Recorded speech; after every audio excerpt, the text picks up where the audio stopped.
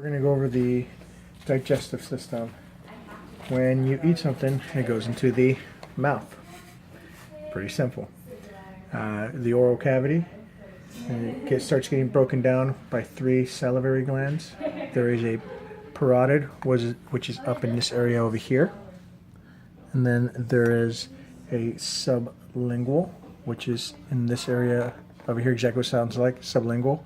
And there's a submandibular, which is below the mandible over here. Once you get through there, the food goes down. The oropharynx, laryngopharynx enters the esophagus. You have 3 parts to the esophagus. The esophagus is back here. You have, as far as the muscles on it, you have the top third, middle third, and bottom third. The top third is covered with skeletal muscle. The middle third is a mix of skeletal and smooth muscle. And the bottom 1/3 is smooth muscle. Remember, you cannot control smooth muscle, you can control skeletal muscle. And the esophagus is lined with non-keratinized, stratified, squamous epithelium. As your esophagus is back here, it comes down behind your heart. We're going to remove the liver here.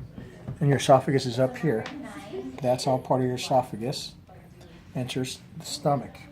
This part up here of the stomach is referred to as the cardia. This higher indentation is the fundus. This is the stomach as a whole. Down here is the pylorus. The rugae or folds inside the stomach that allow it to expand and create more space are called gastric folds or gastric rugae, and they consist of columnar epithelium. When it comes to different areas of the stomach, this is referred to as the greater curvature. This is the lesser curvature. I'm going to pull it out so you can see. This is great. This is little. The other structure that you have that come down, this is called the greater omentum. It's an apron-like structure, and it's connective tissue. So over here you have a lesser oventum. Now, the muscles in the stomach have 3 layers. They're all smooth. You're going to have oblique, circular, and then longitudinal. Oblique is specific to the stomach, or unique in the stomach. And also, the lesser omentum is more of an anchor than the greater omentum. It's just more connective tissue. So when food goes from the stomach, it goes to the pylorus, through the pyloric sphincter, into the small intestine, specifically the duodenum.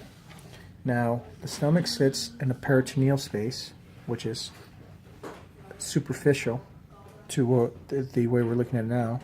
The retroperitoneal, which is deeper, closer to the back, is a duodenum.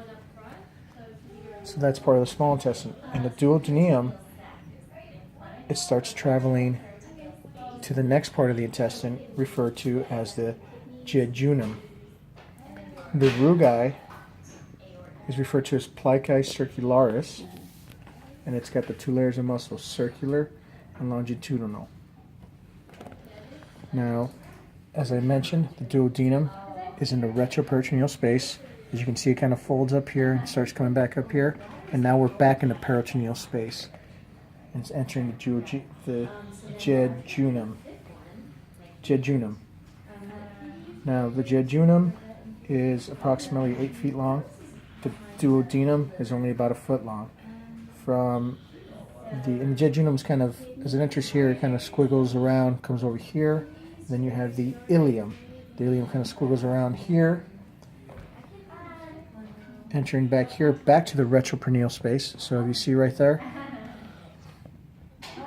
this goes back towards the retroperitoneal space, so it's deeper, and that enters the ileocecal valve, entering the large intestine. And ileo from the ileum, cecal from the cecum, which is the first part of the large intestine, it enters.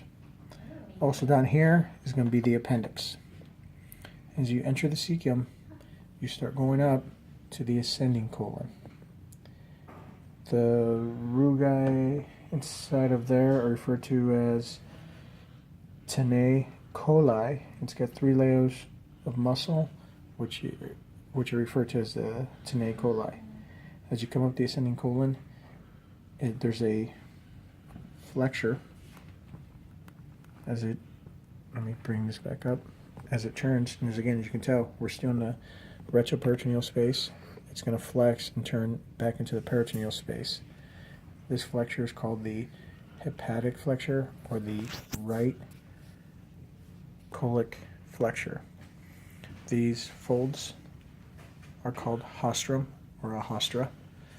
Then you hit over here the right colic flexure, or the splenic flexure, as the spleen is right there. Comes down to the descending colon, to the... What was this again? The transverse. Yeah, the transverse colon.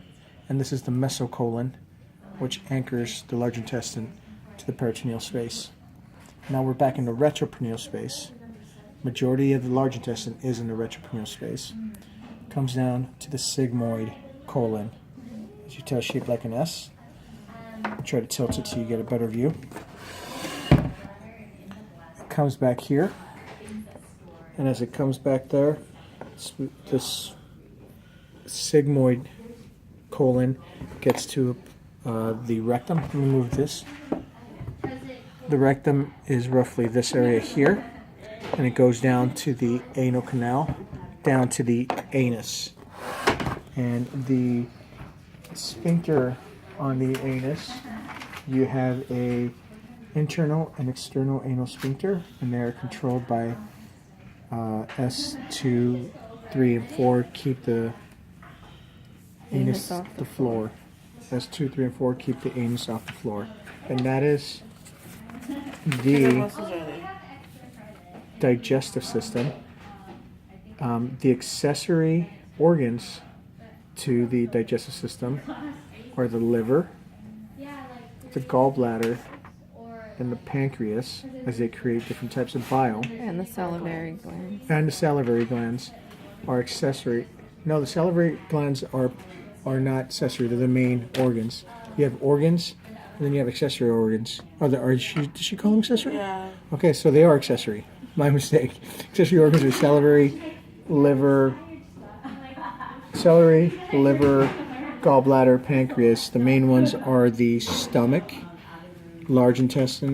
stomach, small intestine, large intestine. As they break it down, the rest are just functional as far as moving the stuff around.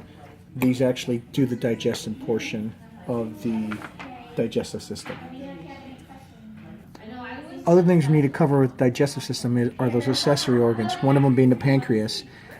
The pancreas looks like a fish. You can tell here's kind of a head, here's the body, and here's the tail inside the spleen.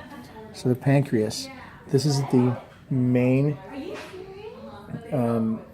pancreatic duct, this long one here that goes down. This is the accessory pancreatic duct, and they help move bile into the duodenum of the small intestine. That's the pancreas. Other things to know with the pancreas is the duodenal ampulla, or the ampulla, which is where you can't see it on this one, but there's a bile duct. The common bile duct connects with the main pancreatic duct, and where they meet is the ampulla, or duodenal ampulla. On the inside of the duodenum is referred to as the papilla, because it's a bump that sticks out. Another thing to cover is going to be the liver, which obviously, here's the liver. You have 4 lobes that you want to be concerned with. This is going to be your left lobe. This is going to be your right lobe.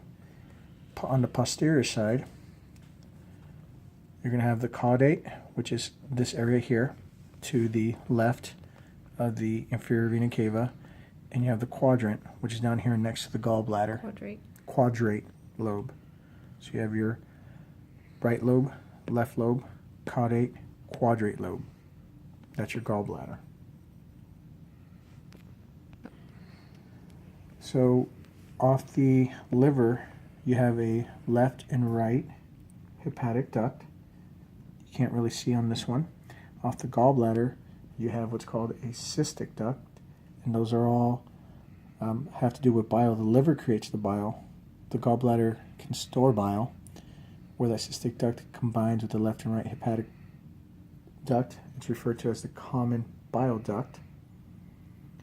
And yes, the common bile duct, and that further connects down to the pancreatic main duct down here where it then dumps or transports the bile into the duodenum.